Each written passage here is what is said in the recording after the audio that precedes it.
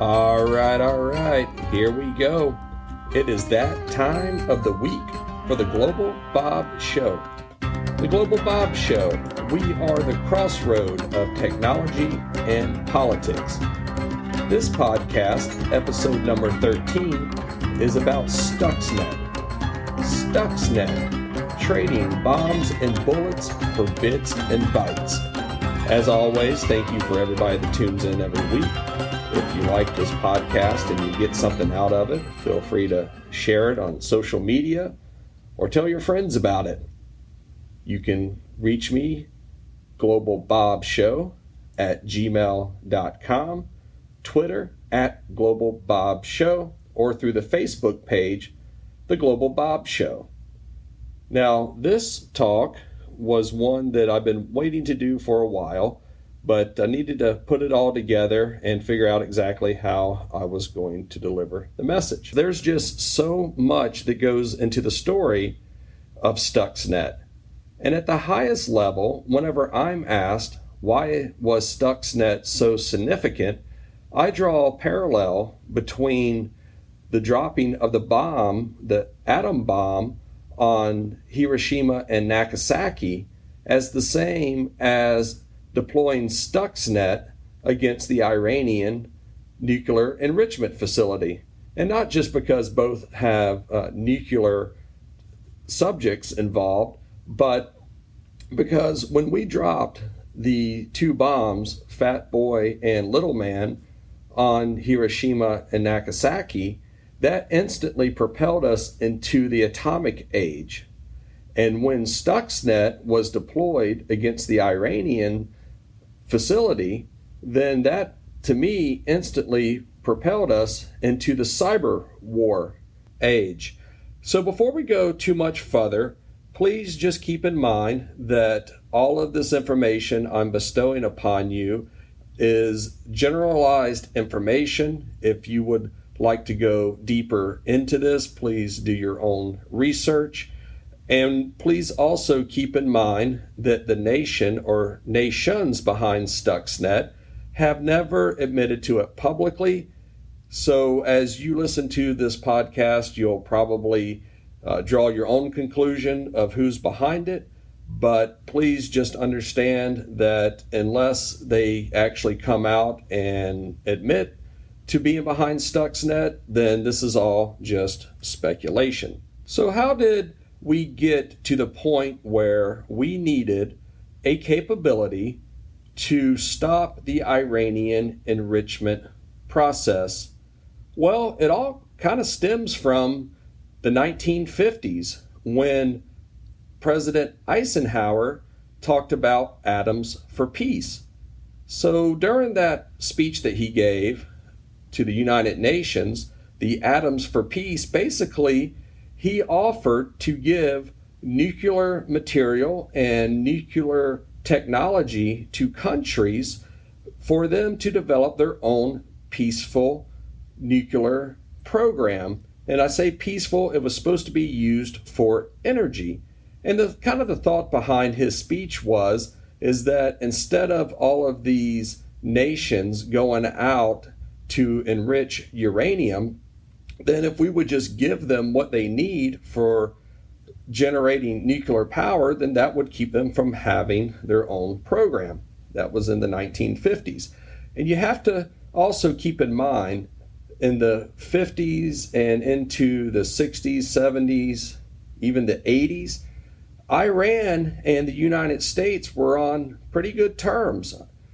And then once the Shah was overthrown, then that's when our relationship with them kind of turned sour. The Shah of Iran, who was somewhat of a U.S.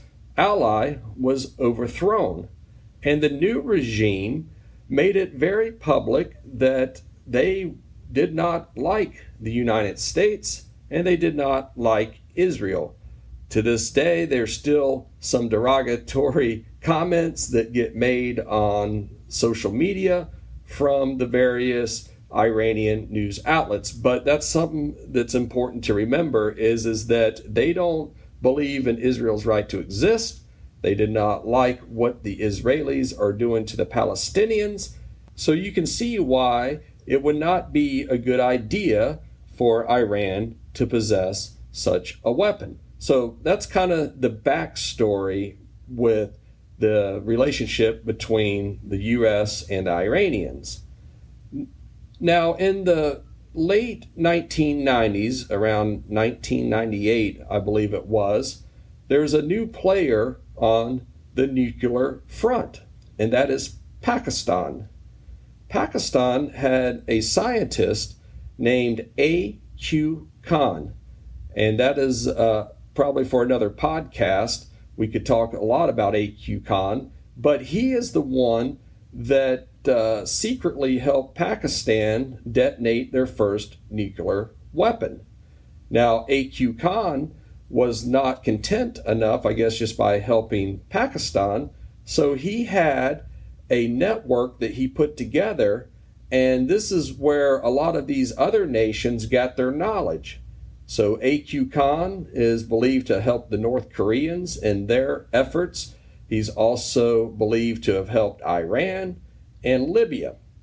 So in summary, A.Q. Khan was open for business to whoever wanted to pay him to gain access to this technology. So in the early 2000s, Iran was ramping up its nuclear enrichment, and one of the key components, and this is important to know also, is these centrifuges. Now, the way this uranium needed to be enriched was using very specialized centrifuges. And a centrifuge, if you've seen them before, either on TV or maybe in your doctor's office, basically you put something into a centrifuge and it spins around in circles very, very fast. And it's the spinning action that separates various weights of liquid. Well, this can also be used to separate isotopes, which are part of the atoms.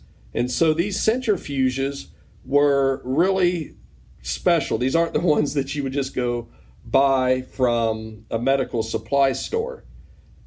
These centrifuges, they would spin at about 100,000 RPMs. So this is supersonic. The centrifuges were probably about 10 foot tall and maybe 8 to 10 inches wide. And what you had to do is put a gas inside the centrifuge, and the centrifuge would spin this gas, and the gas contained uranium-238 and uranium-235. Uranium-238 is what can be used for the production of power by having a nuclear core that heats up water, and that's basically how a nuclear power plant works. It works like a big tea kettle. But it's that uranium-235 that you need to have for a fission bomb.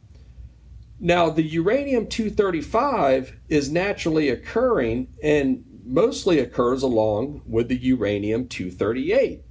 But it's in very, very small doses. So if you take the percentage of the gas going in, let's say maybe 98% of it is the uranium-238, and about 2% or so is uranium-235.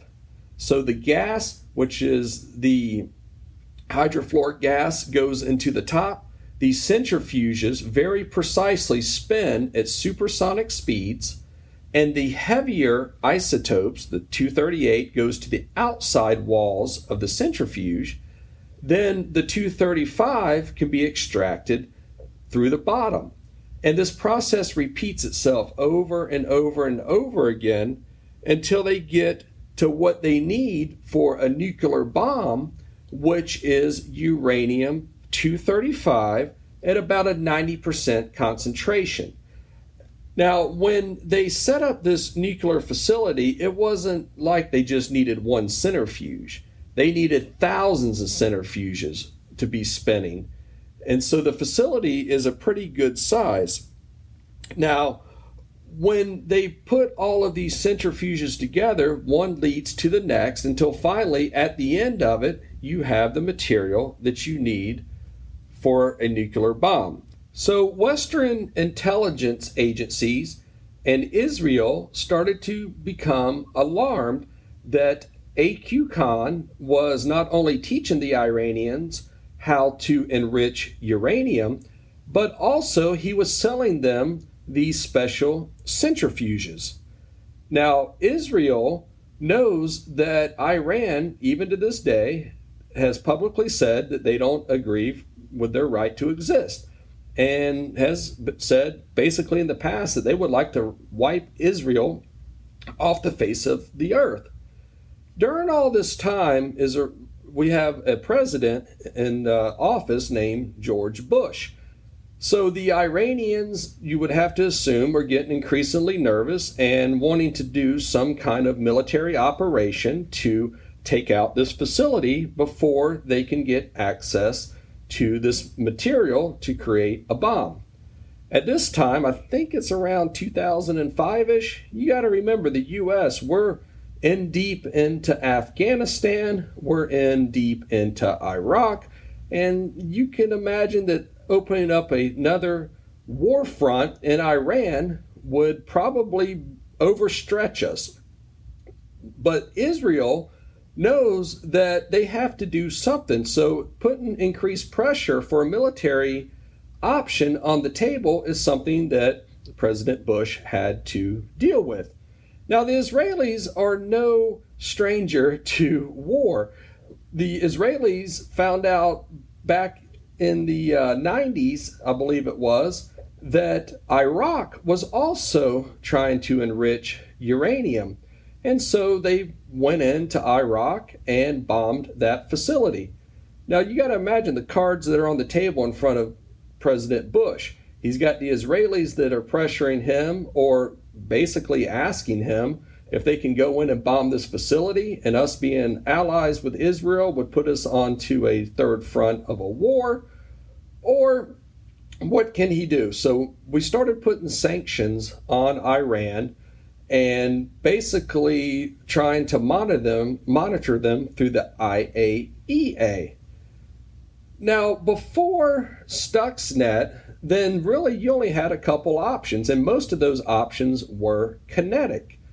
But there was some very smart people understanding what cyber war capable of, but they needed to sell this to a president and actually to the U.S. military that has never been done before. I mean, they could pontificate that they could put together something to surreptitiously enter the Natanz nuclear facility in Iran and destroy it. But it's like kind of back to the atom bomb. It's like it all makes sense on paper, but would it really work? Now, what you can find out through research is that Western intelligence agencies intercepted a shipment from A.Q. Khan going to Libya. And they intercepted the shipment so they could see exactly how the centrifuges work and what all it takes to run these centrifuges. Now, I've been involved with lots of physical cyber simulations, and so I can kind of tell you probably the way this worked because I've done this kind of thing before where we've simulated SCADA control systems or supervisory control and data acquisition systems, which is kind of the name that's given to these types of computer systems that control machinery.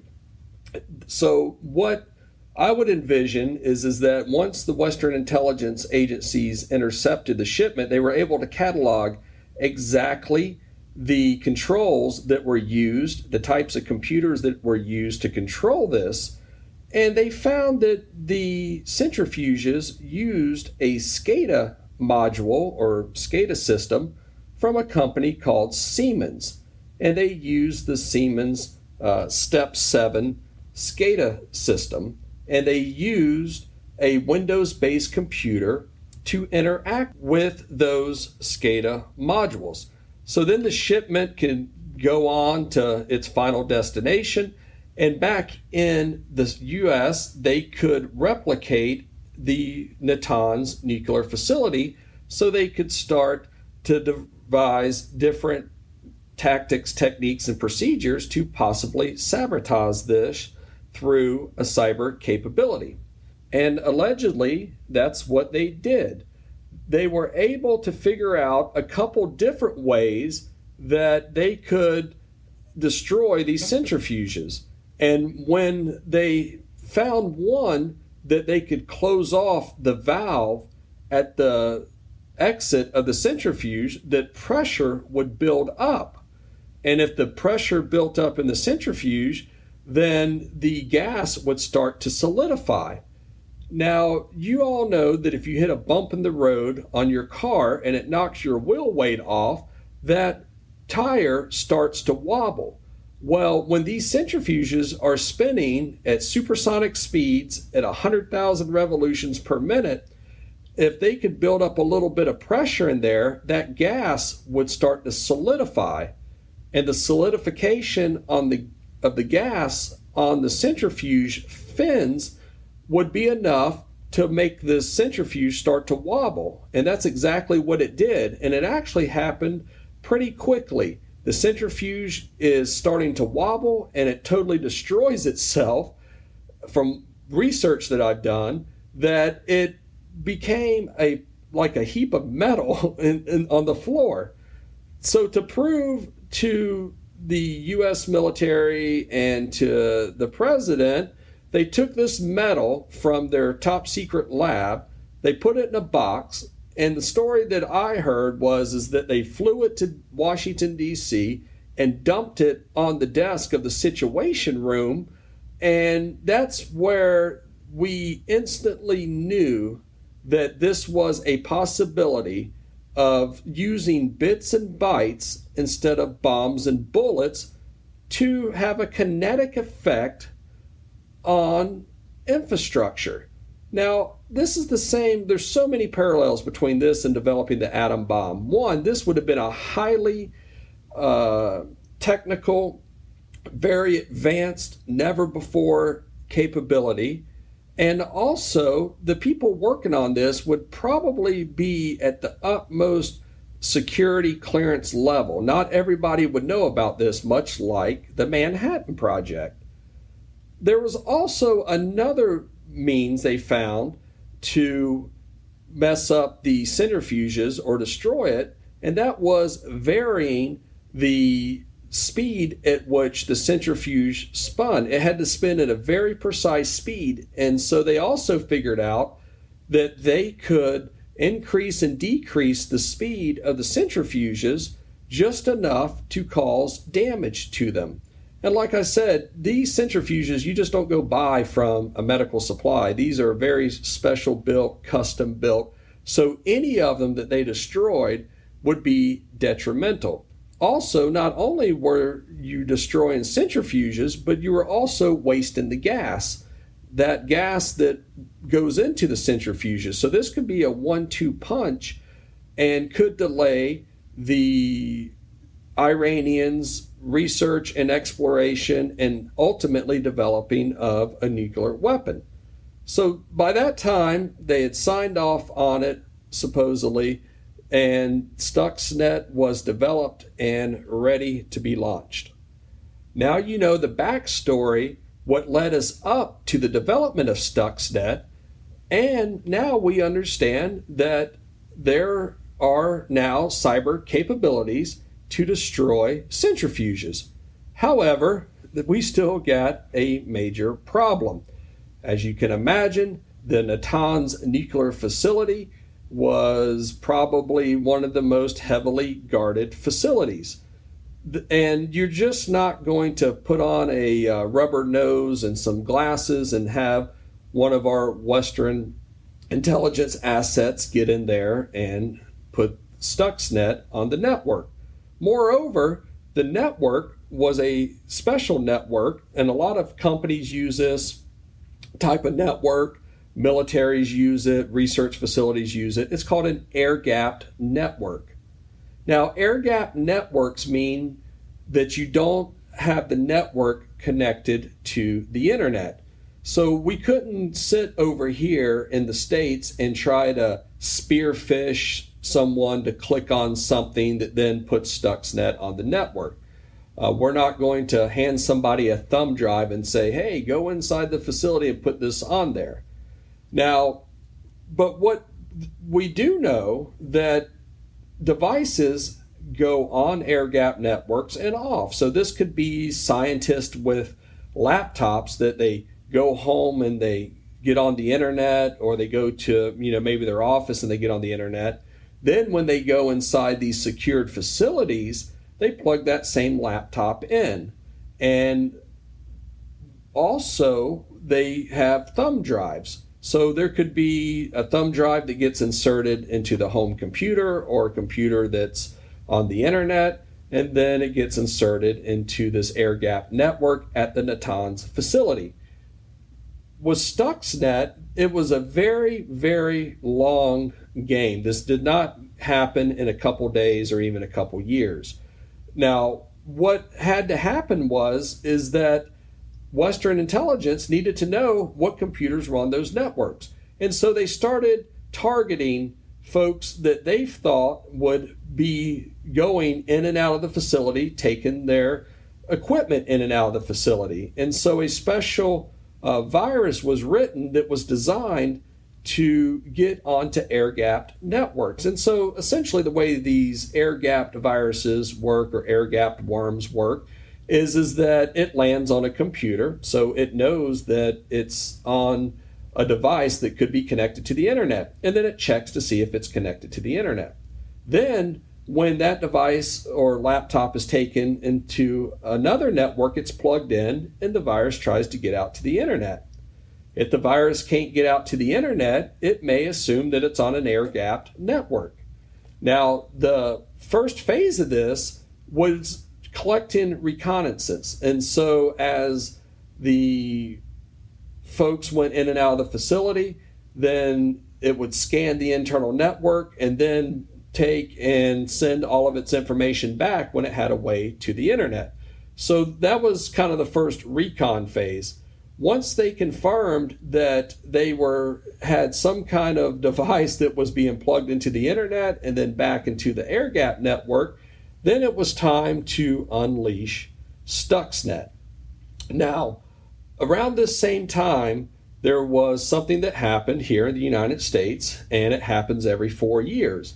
And that is a new president comes in. So George Bush was on his way out, Barack Obama comes in, and so this program had to be reauthorized. As you could imagine, given all the backstory and the capabilities, it was probably a no-brainer for Obama to say, yes, let's proceed on.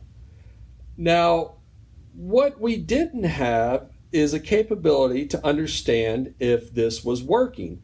But there were inspections going on by the IAEA, which is the agency that was doing inspections to make sure that the Iranians and other nuclear nations are complying with international law. They would go in, do their inspection, they would view video cameras, because part of the agreement is that anything coming in and out of this facility had to be photographed.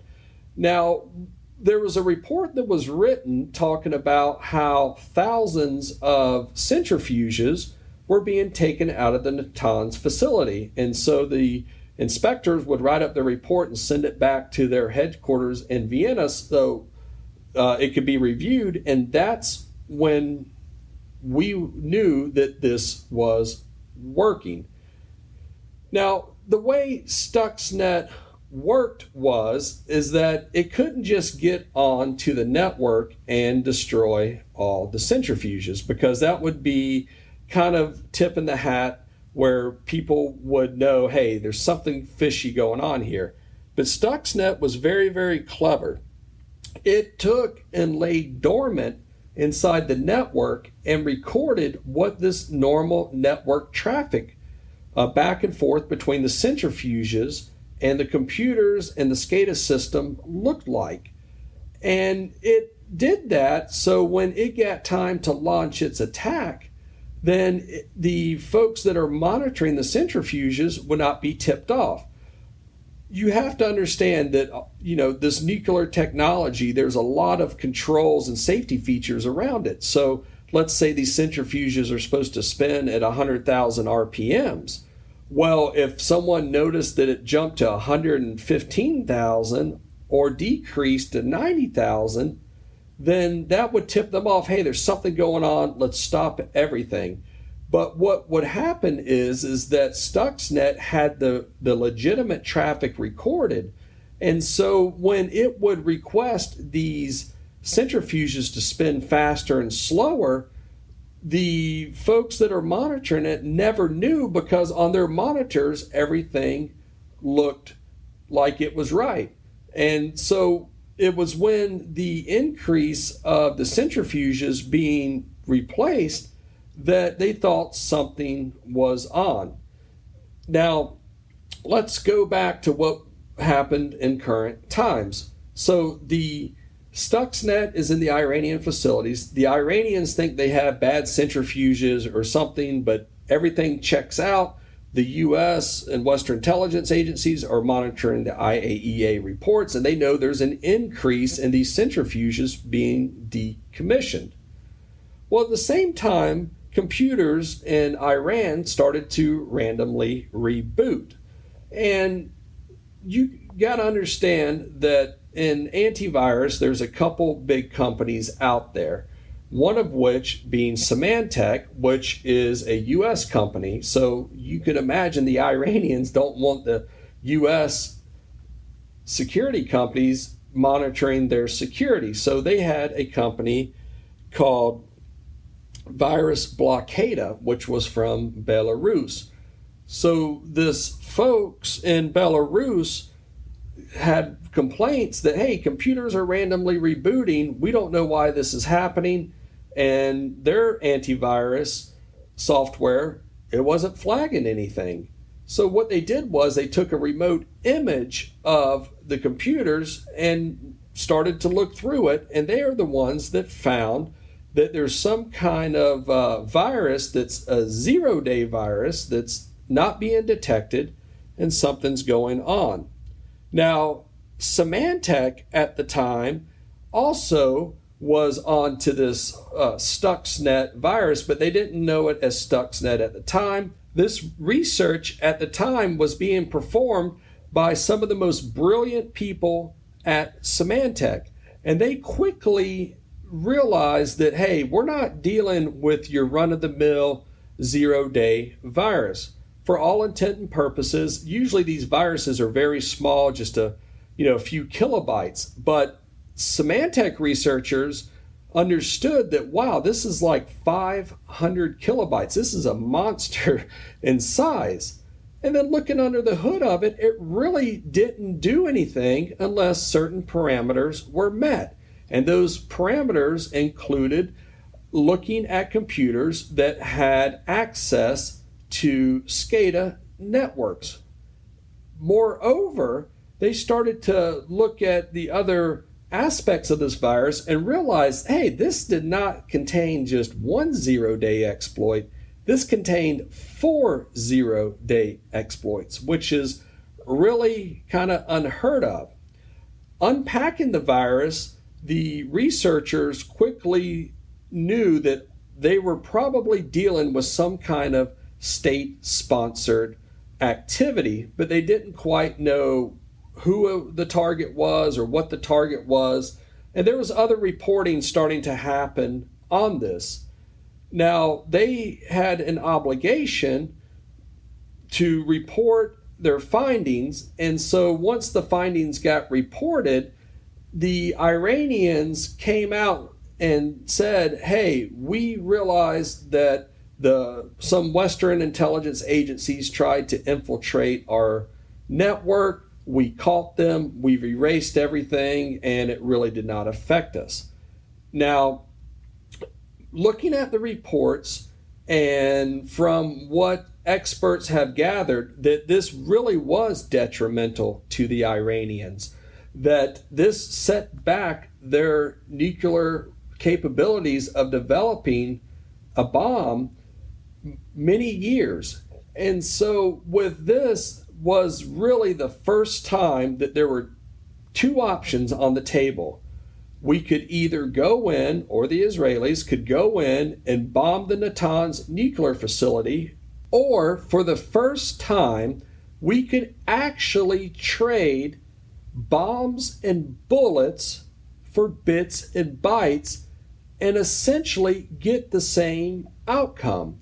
That's why I draw so many parallels between the development of the nuclear bomb that we dropped on Japan with the development of Stuxnet. Just an amazing capability, an amazing demonstration of Western intelligence and the ingenuity and engineering that we can accomplish. Symantec researchers would go even further after this to figure out that, hey, there was previous versions of this Stuxnet, and that what we had found was basically like version 4, and really there were 3 other versions before this. So what we kind of did is trip into the cyber age, and Symantec would later go on to figure out that these earlier versions could have been as early as 2005. Now, like I said, everything I give you here is just the general story, and please, if you do want to quote any of this, make sure you go out and you find the actual sources of this information. All right, well, we're at the end of the half hour. As always, thank you so much for those that listen and tune in each week. As you know, I do all of this for you all. And without your support, then we would not have the Global Bob Show. So thank you so much for sailing the digital ocean and cruising the highways and byways of cyberspace as we explore the crossroad of politics and technology. All right, everybody, I will see you next week as we unpack our next topic. Until then,